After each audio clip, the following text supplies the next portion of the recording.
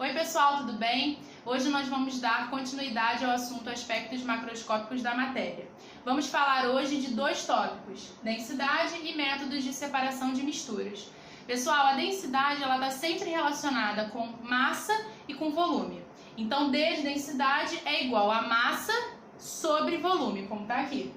Geralmente, essa massa é expressa em gramas e geralmente o volume expresso em centímetros cúbicos ou em ml.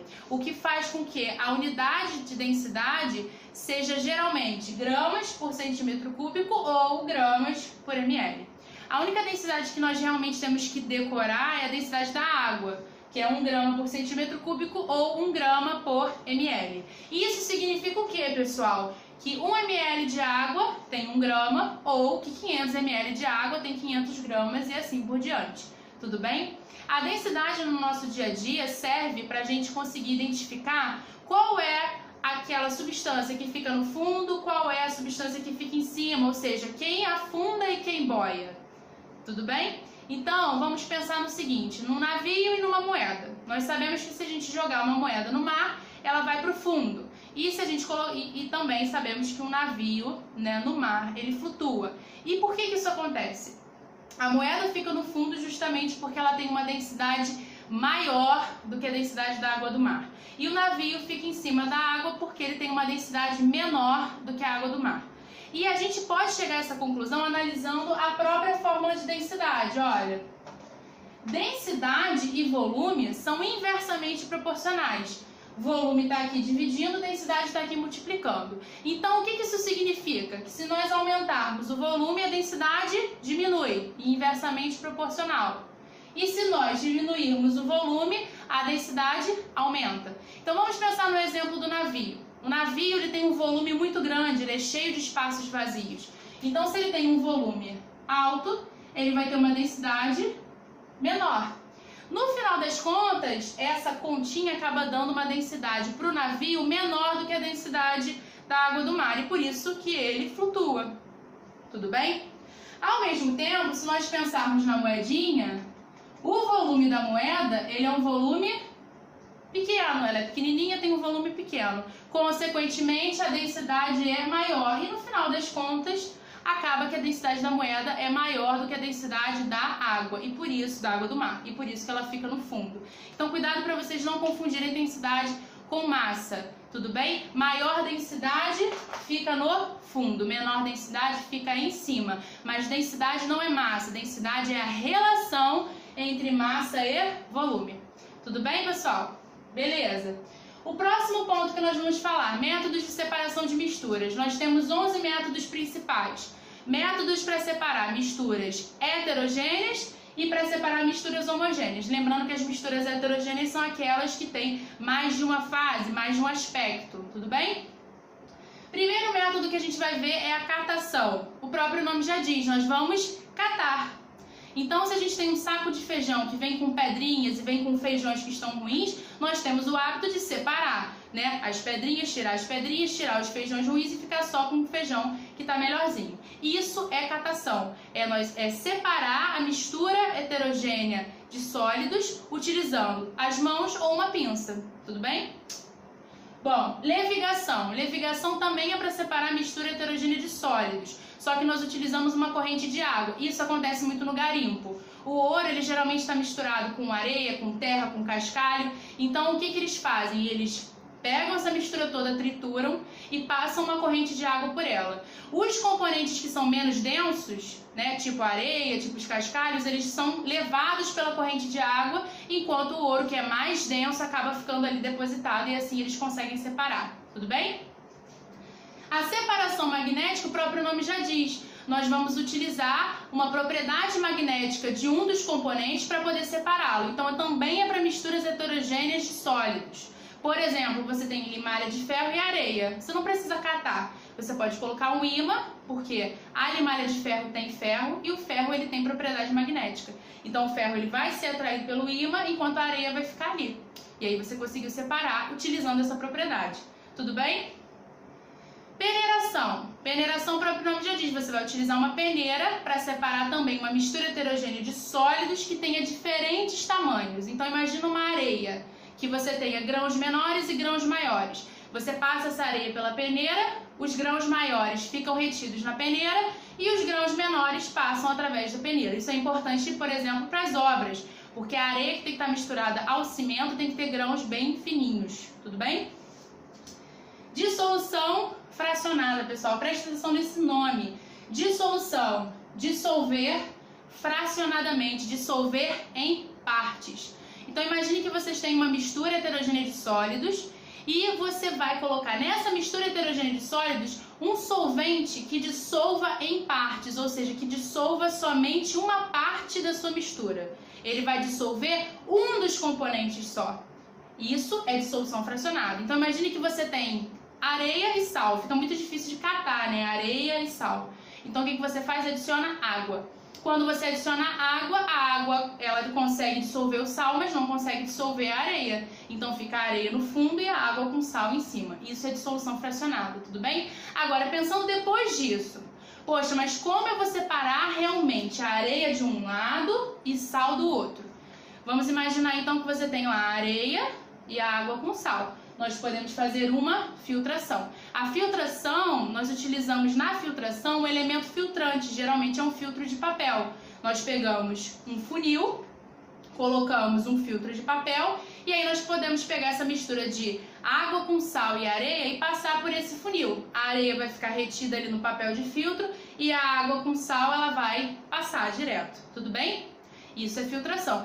Ah, mas mesmo assim eu não consegui separar a areia de um lado, a areia ficou retida no filtro, mas a água continua ali misturada com sal. Como que eu separo então o sal da água? Eu posso pegar esse recipiente, deixar num cantinho, que a gente já viu que aos poucos a água ela vai evaporando. A água vai evaporando e o sal ele vai ficando ali no fundo do recipiente até que a água toda evapore e só sobe o salzinho. Aí eu vou ter sal de um lado e areia do outro, tudo bem?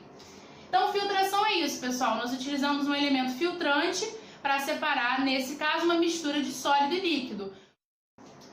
Outro tipo de filtração, pessoal, é a filtração sólido-gás. Isso acontece muito no aspirador de pó. O aspirador de pó, ele suga o ar atmosférico e acaba sugando junto a poeira.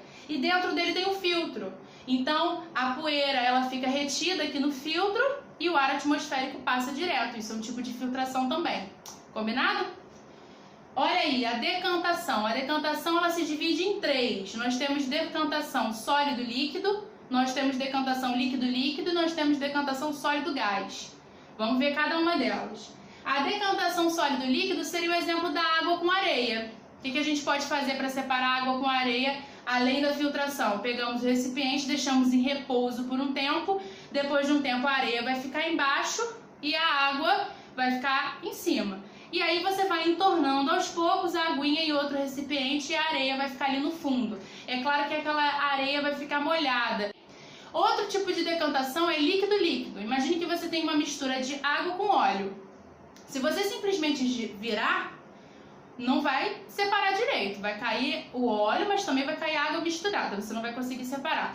Então, nesse caso de decantação líquido-líquido, nós podemos deixar em repouso, mas nós vamos deixar em repouso em um equipamentozinho diferente. Se chama funil de bromo ou funil de decantação. É um funil, pessoal, parecido com isso daqui. Ele é de vidro, ele tem aqui embaixo uma torneirinha. Nós aqui, no caso, a mistura é água com óleo, então a água é mais densa, fica embaixo. O óleo é menos denso, fica em cima. Nós abrimos a torneirinha, a água começa a escoar. Quando vai descendo o óleo, ele vai se aproximando aqui, próximo da torneirinha. Você fecha a torneirinha, troca de recipiente e coleta o óleo, tudo bem? É assim que nós fazemos a decantação líquido-líquido. Outro tipo de decantação é a decantação sólido-gás. Então imagine que você tem isso daqui. Pessoal, isso daqui é uma câmara de poeira. O ar ele entra junto com a poeira e olha o que vai acontecendo. As partículas de poeira elas vão batendo nesses anteparos, nesses obstáculos e elas vão indo para o fundo do recipiente, enquanto o ar ele vai passando pelos obstáculos e no final você tem o ar sem a poeira. Então isso aqui é um tipo de decantação, tudo bem? Sólido-gás. Beleza, pessoal? Bom, próximo, sedimentação fracionada. Sedimentação em partes. Então imagine que agora você tem uma mistura heterogênea de sólidos, mas você vai adicionar um líquido que não vai dissolver nenhum dos componentes. Sedimentação em partes, porque somente um dos componentes vai sedimentar, um dos componentes vai para o fundo. Exemplo, areia e raspas de madeira, tipo serragem. Você tem serragem e areia. Se você adicionar água, a água não dissolve nem as raspas de madeira, nem a areia. Então a areia fica embaixo porque é mais densa, a água fica em cima com densidade intermediária e as raspas de madeira em cima com densidade menor. Tudo bem? Nesse caso a água não dissolveu nenhum dos dois, nem a areia, nem as raspas de madeira. Certo? E uma das partes da mistura sedimentou, por isso sedimentação fracionada, sedimentou em partes. Tudo bem, pessoal? Aí como que você resolve o problema? Você pega uma peneira, tira as raspas de cima com uma peneira ou com a mão mesmo, nesse caso você pode tirar, e depois, quando restar a água com a areia, você faz uma filtração. Aí você vai obter a areia. Tudo bem? Bom, para a gente finalizar, para misturas que são homogêneas, que têm um aspecto único, uniforme, nós temos a evaporação, que acontece muito nas salinas para obtenção de sal a partir da água do mar, né? A água do mar é colocada em uns tanques, ela vai a água evaporando aos poucos e no final das contas vai ficando sal ali dentro daquele tanque no fundo. E isso é evaporação, um processo lento, gradual que a gente já comentou. Na evaporação nós perdemos o líquido, a água evapora, ela sai do sistema e nós a perdemos, tudo bem? Para o ambiente. Bom, pessoal, para finalizar nós vamos falar de destilação simples e fracionada. Destilação simples é utilizada para separar uma mistura homogênea de sólido e líquido. Só que nessa mistura a diferença entre os pontos de ebulição das substâncias tem que ser uma diferença grande. Então, por exemplo, água e sal. A água tem ponto de ebulição 100 graus Celsius e o sal 1465. Essa diferença é grande, então nós conseguimos separá-los por meio de uma destilação simples. Esse equipamento que eu desenhei para vocês é um destilador. Nós temos esse bico de Bunsen que está conectado a um botijão de gás, então tem uma chama aqui que está aquecendo esse balão de vidro ou esse balão de destilação que contém a água e o sal que nós queremos separar. Aqui a gente tem um termômetro, um condensador. E aqui a gente tem um recipiente que vai receber a água, que é o nosso destilado, tudo bem? Que vai passar por esse processo. Aqui a gente tem então água com sal. Quando a gente aquece, a água que tem um ponto de ebulição bem menor que o sal, ela vai entrar em ebulição primeiro.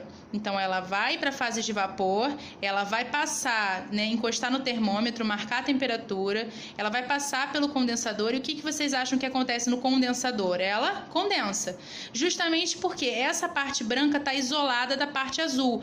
Essa parte azul simboliza que entrou água fria no sistema. Tem uma mangueirinha conectada aqui e tem uma água circulando por essa partezinha branca aqui. Essa partezinha branca é por onde o vapor vai passar. E tem uma água fria circulando. Então, quando o vapor passa por aqui e encosta no próprio vidro, que está mais frio por conta dessa água que está circulando, esse vapor condensa. Por isso, condensador. E aí, quando ele passa de vapor para líquido, ou seja, quando ele condensa, ele vai pingando aqui desse lado e nós vamos obtendo água sem o sal. Então, aqui a gente vai obter a água e à medida que esse processo vai acontecendo, aqui vai restando o sal. Não existe a menor possibilidade do sal ser destilado. Tudo bem? Porque o ponto de ebulição dele é muito alto, o ponto de fusão também. Primeiro ele tem que fundir para depois ele entrar em ebulição.